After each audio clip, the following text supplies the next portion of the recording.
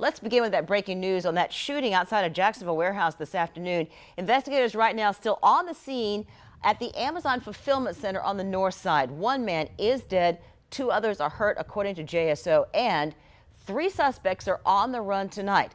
Police were called out for a shooting. It was about 2 o'clock this afternoon. Somebody inside the facility sharing this photo with First Coast News, showing a man being treated by paramedics near a first-floor break room. And moments ago, JSO asking for help to identify a car here. You're going to see it's this car right here. They described it this afternoon as a silver car. It is the getaway car, they say, and it took suspects to and from the shooting. On your side is Robert Bradfield joining us now with information about what he has learned. Very scary afternoon for these workers there at Amazon.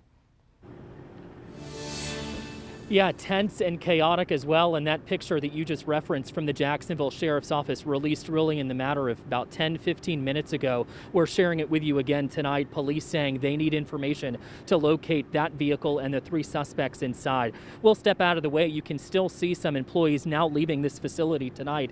However, it is causing a backup of about 18, we've counted, semis waiting to get into this Amazon facility. Employees allowed to leave. However, the Amazon Prime vehicles that we've seen a UPS vehicle as well, they are still not allowed to enter this facility.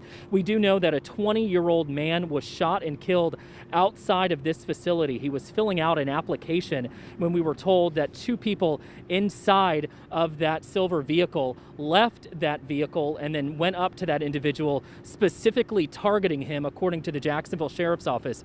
He died here at the scene.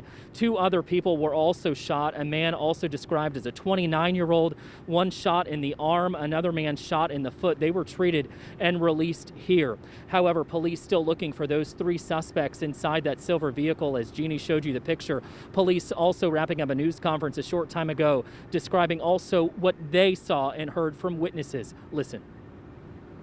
After the shooting, the 2 suspects ran directly back to the silver vehicle where they had a driver waiting. We can't tell who the driver was exactly, but there clearly was another driver, a 3rd suspect, and then they fled the parking lot outside. And just looking over my shoulder back out here live, there is a line also of employees trying to leave 2 separate entrances and exits from this facility. I did also, during the course of this afternoon, speak with an employee who was inside at the time. He did not hear the gunshots. However, he did remember when the sounds, or at least other employees were telling him what happened.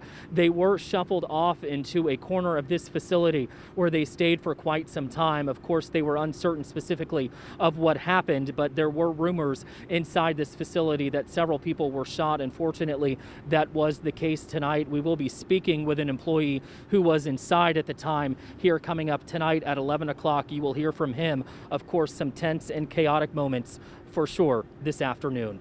We're live at the Amazon facility on the north side. I'm Robert Bradfield, First Coast News, on your side.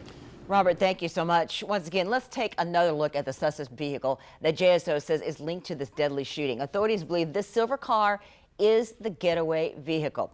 And as Robert just said, 1 man is dead. So if you have any information, you're asked to call Crime Stoppers. That number is right there on your screen, 866-845-TIPS.